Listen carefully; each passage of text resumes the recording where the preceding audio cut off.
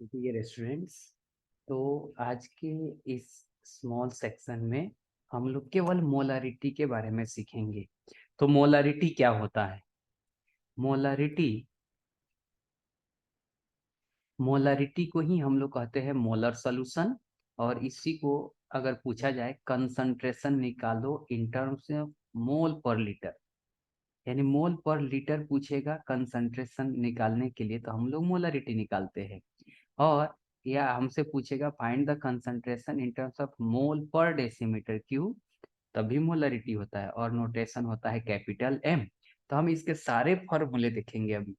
तो मोलरिटी का जो सिंपलेस्ट फॉर्मूला है उसके लिए हम लोग लिखते हैं number of mole of solute upon volume of solution in litre और decimetre cube, because 1 litre is equal to 1 decimetre cube. ये आपको ध्यान रखना है।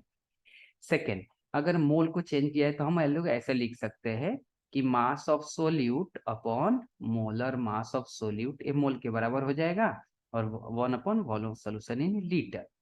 अब अगला थर्ड जो फॉर्मूला है कि अगर वॉल्यूम ऑफ सोल्यूशन अगर ml में हो या सेंटीमीटर क्यूब में हो, तो हम लोग यहाँ पे 1000 से मल्टीप्लाई कर देते हैं।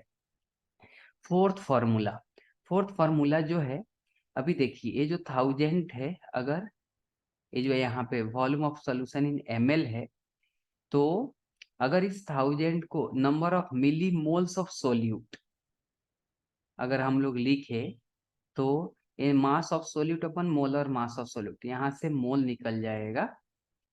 तो number of milli moles of solute upon volume of solution in ml या सेंटीमीटर क्यूब, तो यहाँ से भी मोलरिटी का फॉर्मूला आ जाता है। देन मोलरिटी का फॉर्मूला है, अगर मास बाई वॉल्यूम परसेंटेज दिया रहेगा तो mass by volume percentage of solute into 10 divided by molar mass of solute. यहाँ पे याद रखना है मास बाई वॉल्यूम परसेंटेज है। नेक्स्ट फॉर्मूला है मोलरिटी का कि अगर सॉल्यूशन का स्ट्रेंथ दिया हुआ है ग्राम पर लीटर में, तो हम लोग मोलरिटी निकालते हैं स्ट्रेंथ ऑफ सॉल्यूशन इन ग्राम पर litre divided by molarity of molar weight of solute. Next formula है मोलरिटी का कि अगर आपको W/W परसेंटेज दिया है, तो W/W परसेंटेज किसका है?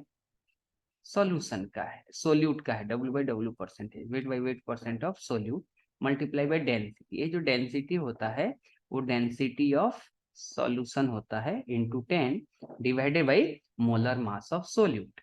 अभी अगला फॉर्मूला है कि अगर molarity of volume of solution, ये जैसे एक सॉल्यूशन है जिसका मोलरिटी m1 है, वॉल्यूम v1 है, बाद में अगर उसके वॉल्यूम को v2 कर दिया जाए तो मोलरिटी m2 क्या होगा? तो फॉर्मूला है m1v1 equal to m2v2।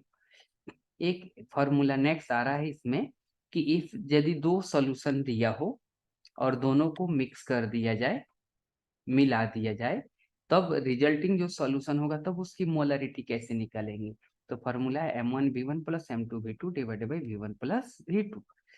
Next formula है कि अगर कोई मोलरिटी पहले से दी हुई है, जैसे m1 दिया हुआ है, किसी सॉल्यूशन की मोलरिटी वॉल्यूम v1 दिया हुआ है, और अगर हम उसमें v2 ml पानी वाटर मिला देंगे, तब क्या फाइनल मोलरिटी हो जाएगा? तो फाइनल मोलरिटी होता है m1v1 divided by v1 plus v2।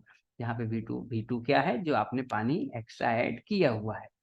अभी इसमें कुछ टर्म ध्यान रखना है कि m/2 का मतलब 0.5 कैपिटल M हो गया, तो इसको सेमी मोलर सोल्यूशन कहा जाता है। m/10 हो तो इसको डेसी मोलर सोल्यूशन, m/100 हो तो इसको सेंटी मोलर सोल्यूशन, m/1000 हो तो इसको मिली मोलर सोल्यूशन कहा जाता है।